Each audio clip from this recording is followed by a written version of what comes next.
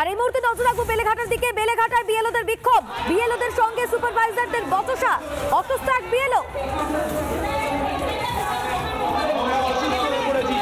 আমাদের অনিমেষ দা, আমাদের নিজস্ব লোক অসুস্থ হয়ে পড়েছে। অনিমেষ দা, ওনার বিপি হাই।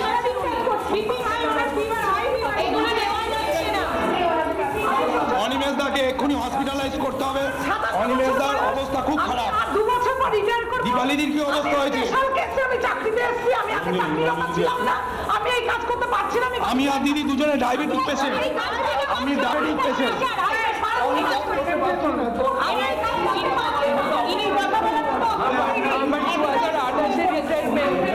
আমি এত চাপ দিতে পারছি না। আমি অ্যাজমাটিক পেশেন্ট, আমার আইবিএসও আছে, সহ্য করতে পারছি না। এত আমিও চাপ দিতে পারছি না। এই মুহূর্তে বেলেঘাটার ছবি আপনারা দেখতে পাচ্ছেন, বিএলওদের বিক্ষোভ, সুপারভাইজারদের সঙ্গে বচসা। আরো বিস্তারিত জানাবেন আমাদের প্রতিনিধি ঐন্দ্রিলা। এই মুহূর্তে রয়েছে সরাসরি ঐন্দ্রিলার কাছে চলে যাই। ঐন্দ্রিলা, এই মুহূর্তে ঠিক কি ছবি এবং কি অভিযোগ করছেন বিএলওরা?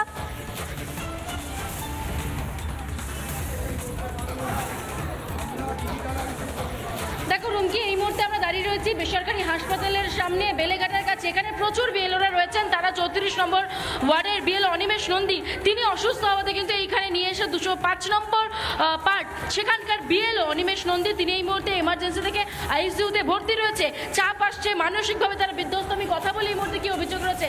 দাদা, আপনারা এখানে এসেছেন, ম্যাডামের সাথে কথা বলি। ম্যাডাম, কি অবস্থা এই মুহূর্তে? অনিমেষ নন্দী আমারই কলিগ, আমরা একই স্কুলে আছি।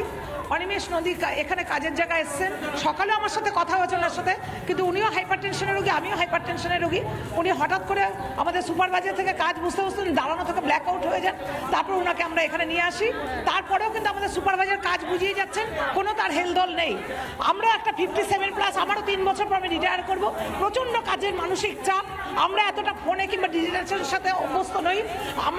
আমরা 20 ঘন্টা করে কাজ করছি, তারপরে আমরা ওনাদের সন্তুষ্ট করতে পারছি না। রাত 12টা 12:30 উপর মহল থেকে ফোন করে বলছে আপনার কাজ ঠিকঠাক হচ্ছে না, আপনি চলে আসুন এখানে, আপনাকে মিটিংয়ে আপনি মার্ক লিস্ট হয়ে গেছেন। কালকে আমাকে যেসবে ডেকেছিল, আমি হাফ রাস্তা গেছি, তারপরে বলছে আপনাকে যেতে হবে না। এরকম মানসিক এত অত্যাচার আমরা নিতে পারছি না, এই বয়সে আমরা নিতে পারছি না। এবং এক নয়, একাধিক ব্যক্তির উপরই, একাধিক ব্যক্তির উপর আমাদের।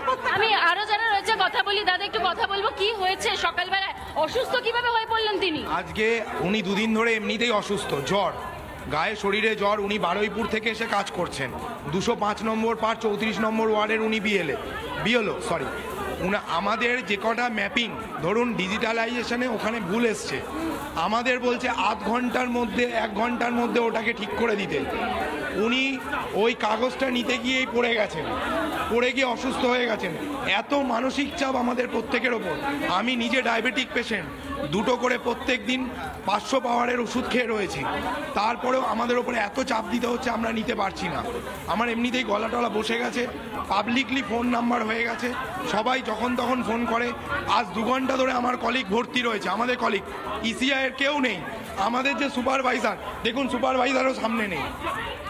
তাহলে কি সুপারভাইজার ফোন ধরছে, আসছে না সামনে, কেন আসবেন না?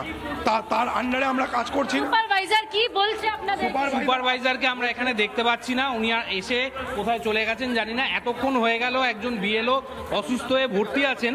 আমাদের যেসব বিল্ডিং থেকে কোনো অফিসিয়ালস এখনো এসে পৌঁছাননি।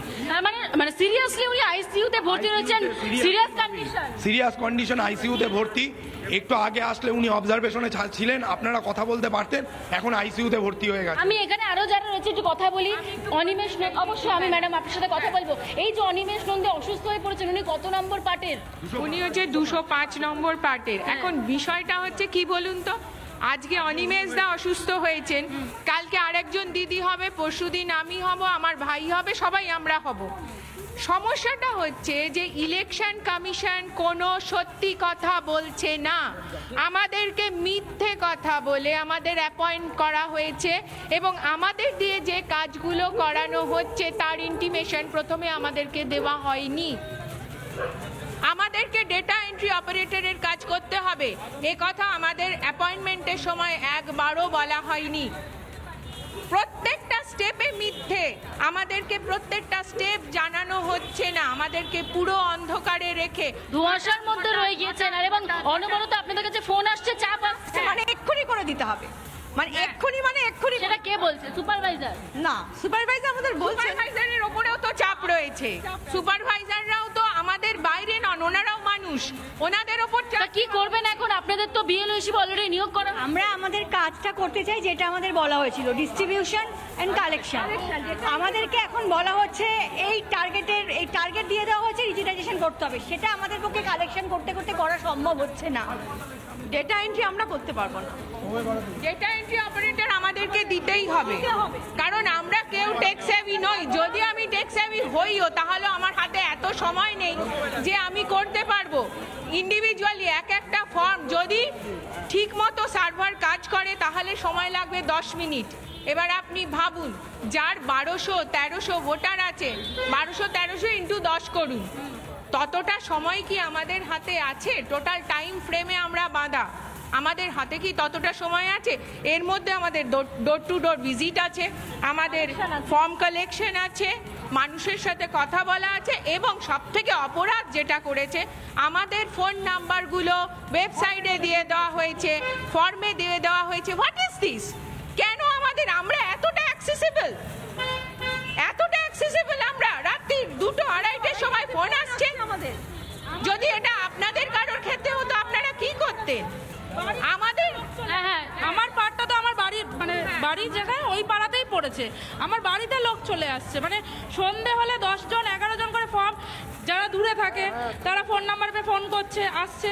মাল্টিপল কাজ একসাথে করতে হচ্ছে আমাদের, ফর্ম দেওয়া, তোলা, আবার ডিজিটাইজেশনও শুরু হয়ে গেছে। একসাথে এতগুলো কাজ, প্লাস পার ডে 100টার বেশি ফোন আসছে। আর আমরা সেই ফোন দিয়ে যে কাজ করব, আমাদের ডিজিটাইজেশনের কাজ করছি, করতে করতে ফোন ঢুকছে, অ্যাপ হ্যাং হয়ে যাচ্ছে, আমরা কাজ করতে পারছি না। তার মধ্যে আবার টার্গেট দেওয়া হচ্ছে যে কালকে রাত্রেই আমাদের মেসেজ এসছে যে 2500 34 নম্বর ওয়ার্ডের মধ্যে 2500 আমাদের টার্গেট ডিজিটাইজেশন করতে হবে। আজকে একজন অসুস্থ হয়ে পড়েছেন, এরপর কি বলবেন? আপনাদের সহকর্মী, আপনারা একসাথে কাজ করেন, কি বলবেন? আমরা খুব চিন্তিত ওনাকে নিয়ে। উনি অনেক কোনো চাপ আসছে ওপর মহল থেকে আপনাদের কাছে?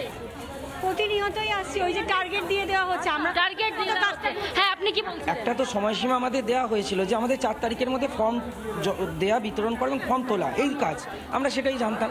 প্রতিদিন কাজের ধারা পাল্টে যাচ্ছে এবং একটা করে টার্গেট বেঁধে দেওয়া হচ্ছে এবং একটা করে সময় বলে দেওয়া হচ্ছে। আমরা কিভাবে করব? সিস্টেমে গণ্ডগোল ওনাদের রয়েছেন, তার দায়ভার আমাদের দেওয়া হচ্ছে। এই দায়ভারটা তো আমাদের, আমরা বিপদে পড়ছি। এছাড়া আমাদের তো একটা কর্মক্ষেত্র রয়েছে, সেখানে কিন্তু আমাদের সমস্ত দায়িত্ব পালন করতে হচ্ছে। আমাদের পরীক্ষা চলছে ছাত্রদের, তাদের বুঝতেই পারছো। আমরা কথা বলছিলাম যারা এখানে বিএলওরা রয়েছেন, এখানে প্রচুর বিএলওরা এই মুহূর্তে এসে পৌঁছেছে। তুমি দেখতে পাচ্ছ রুমকি, এই মুহূর্তে বেলেঘাটার কাছে এই যে প্রাইভেট হসপিটাল, সেখানেই ভর্তি করা হয়েছে 34 নম্বর ওয়ার্ডের 205 পার্ট নম্বরে বিএলও অনিমেষ নন্দীকে। তিনি কাজ করতে করতে আজকে অসুস্থ বোধ করেন, বুকে ব্যথা হয়, এবং তারপর থেকে এখানে নিয়ে আসা হয়েছে। এমার্জেন্সি থেকে তাকে এই মুহূর্তে নিয়ে যাওয়া হয়েছে আইসিইউতে, এবং ক্রিটিক্যাল কন্ডিশন বলছেন এখানকার যারা তার অন্যান্য সহকর্মীরা এসেছেন বা বন্ধুরা এসেছেন তারা। তুমি দেখতে পাচ্ছ অন্যান্য বিএলওরা এই মুহূর্তে এসে পৌঁছেছেন, তারা এই মুহূর্তে বিক্ষোভ দেখাচ্ছেন। এই মুহূর্তে হাসপাতালের বাইরে তারা বলছেন অমানসিক চাপ তৈরি করা হচ্ছে, যেটা তারা করতে পারছেন না। রাত বিরেতে ফোন করা হচ্ছে, যে নাম্বারটা আমরা দেখেছি যে এনুমারেশন ফর্ম, সেই এনুমারেশন ফর্মের উপরে বিএলওর নাম্বার দিয়ে দেওয়া হয়েছে, পাবলিক করে দেওয়া হয়েছে, যেটা এই মুহূর্তে তাদের প্রচন্ড বিব্রত করছে, অসুবিধার মধ্যে ফেলছে। একদমই কাজের চাপ, অস্বাভাবিক কাজের চাপ, এবং যে চাপ সহ্য করতে পারছেন না এবং সে কারণেই অসুস্থ হয়ে পড়েছেন একজন বিএলও। বাকিরাও তারাও সেই একই অভিযোগ করছেন এবং প্রতিবাদ জানাচ্ছেন। অনেক ধন্যবাদ ঐন্দ্রিল আমাদের সঙ্গে থাকার জন্য।